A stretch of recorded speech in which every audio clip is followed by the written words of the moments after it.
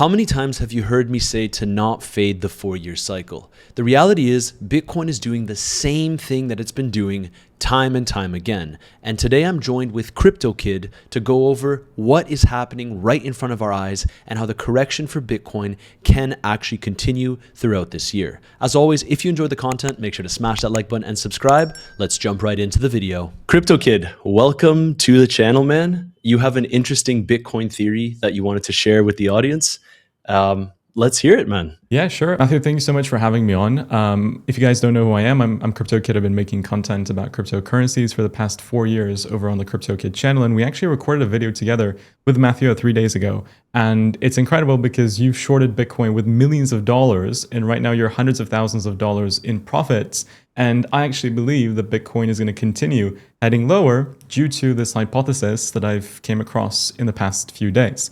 This is the chart for Bitcoin in 2026. This is the chart for Bitcoin in 2022. Notice how extremely similar both are. We have a bear flag, then you go into a bearish continuation pattern, which is a bearish pennant, and you've done that in 2022 also, and that led to further price moves to the downside. But before we can analyze this repetition, we need to make something clear, that Bitcoin operates in 4-year cycles.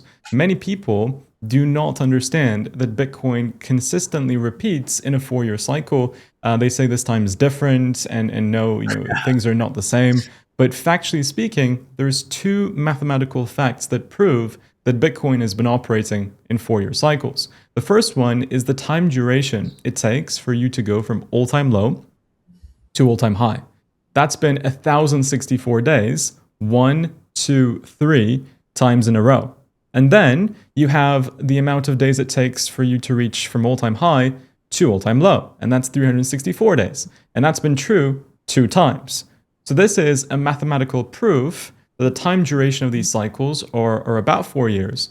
And that cyclicality is obvious on the charts. The second one is that every single top has taken place on Q4 post-halving year. So these 2 combined show us that we can pretty much repeat what we've seen in previous cycles. And structurally speaking too, I mean, you've been very, very similar with how you've created the price action to particularly the last cycle. You had a high followed by a higher high.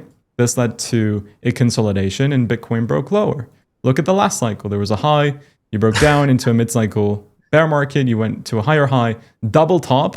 That double top was what gave you that ultimate Bitcoin high, double top, and then boom, you go into a consolidation, and now we're sitting at this bearish pennant. So when we take a look at this thought process, it is highly likely that Bitcoin breaks below the line of support of this bearish pennant, sitting at 65.9, and we head to lower price levels. So ultimately, yes. So you spoke about the tops. Now, I'm assuming you're going to go into the bottoms as well, 1 year after the top, perhaps. And yes. Where would that put us? Yeah, it's a perfect question. It's all good to talk about what's happened before us, but what's important is to talk about what is likely going to happen next. So firstly, I think we're going to break down, okay?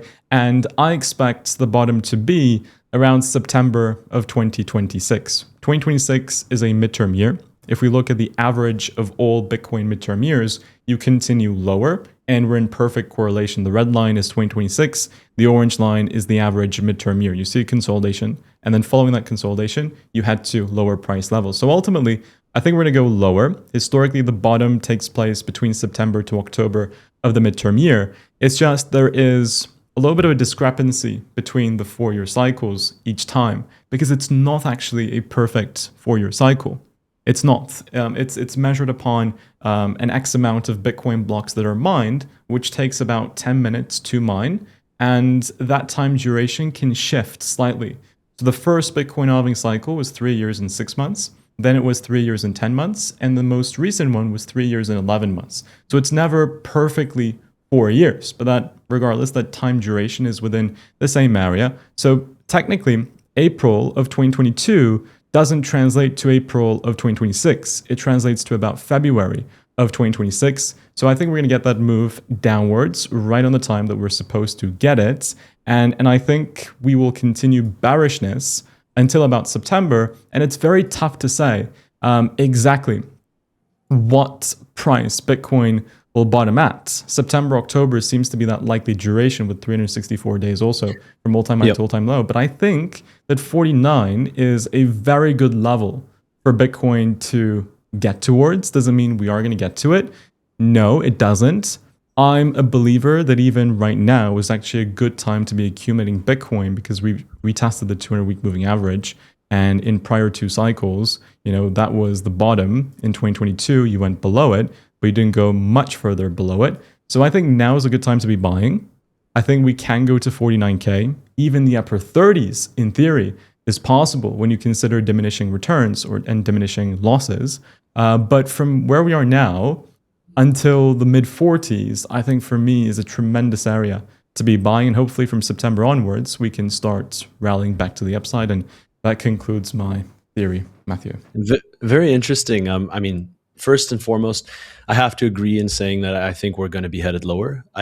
It's incredible though how many people would fade the 4-year cycle simply because M2 money supply.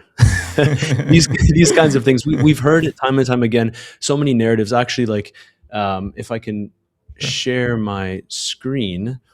I've been kind of toying around with a couple of things. So I started on super cycle, Feb 6 super cycle. Then I went ahead and said banana zone.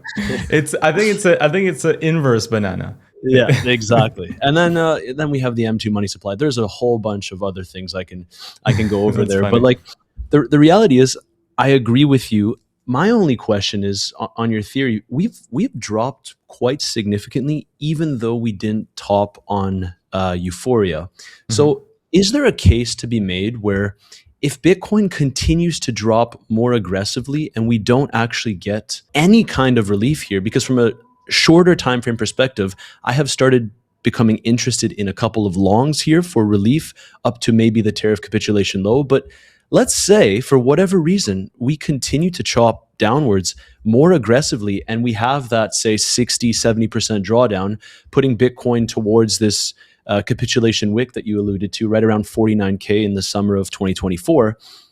Could that be it? Could that be all she wrote if we move down more aggressively and we perhaps form the bottom before September or October? Yeah, I mean, obviously, it doesn't have to be perfect, but yeah. I still believe that September, October is roughly going to be the area where we will bottom, and that's why I wouldn't be waiting for September, October to buy. I would start buying from now on.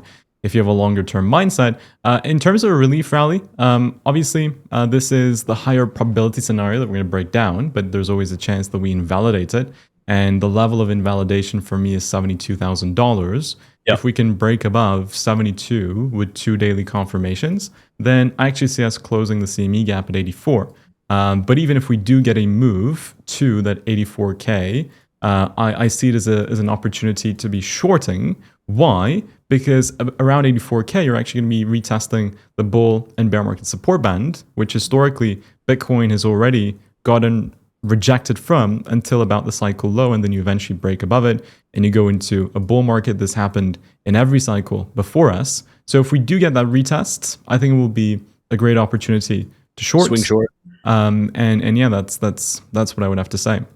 Yeah, I tend to agree. Like the way that I've been guiding my community is trying to trade the market that's right in front of us. And with the capital that you can ideally make from trading, you're able to accumulate near these bear market lows. And like you said, no one knows the perfect bottom when it will occur. So it makes sense that if you believe in the asset class in the long term, you can actually dollar cost average downwards. So I gave the example of assuming you have 100% cash ready to allocate, just this cash portion that you're going to use to accumulate Bitcoin.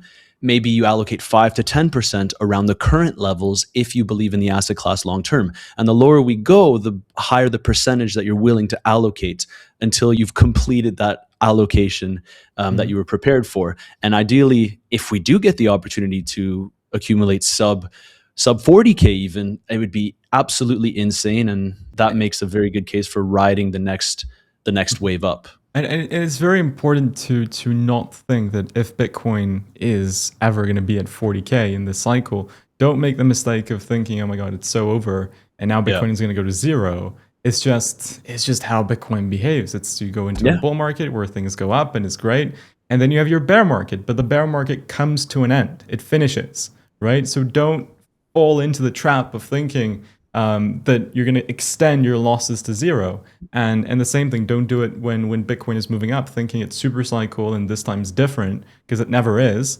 So I think that's one tip I would give, and just one more tip, if that's okay, Matthew, that I would like to share with your community, which I'm of sure course. is something that they may be concerned about, which is Bitcoin and quantum computing. If you want your Bitcoin to be quantum proof, there is one single thing that will help tremendously in quantum proofing your Bitcoin stash, and that is making sure to not reveal your public key. If your public key gets revealed, then your wallet becomes quantum. It becomes a threat to quantum computers potentially cracking into it. So how do you not share your public key? When you have created a fresh Bitcoin wallet, your public key is not public by default. It becomes public when you do a transaction from that wallet to another wallet. If you're just sending Bitcoin to this, let's say, ledger or trezor you have, and you're only sending, you're not receiving any Bitcoin from that end, then it's fine. But if you ever want to do a transaction, make sure to do it from a fresh wallet so that your public key always remains hidden. That's just one tip that I wanted to share with your community. That's very valid. Yeah, thank you for that. We talked about this on your channel as well, but this is we're really getting towards the latter stages of this bear market. Perhaps we have a few more months, but if you're tuning in right now and you're willing to accumulate near the bear market lows, you're putting yourself in a very, very favorable position for the next big run. One of the main things that I've been discussing on my channel as well has been the fact that I've been relatively stress-free in the bull market because I wasn't busy speculating on alts that much. I had a significant Bitcoin stack, some at 17K, but all the way up to essentially 30K was like my highest bids from the previous bear market bottom. And then you just sit back and watch the market Relax. unfold in front of you. And like you discussed at the beginning of the video, like guys, the 4-year cycle is it's true.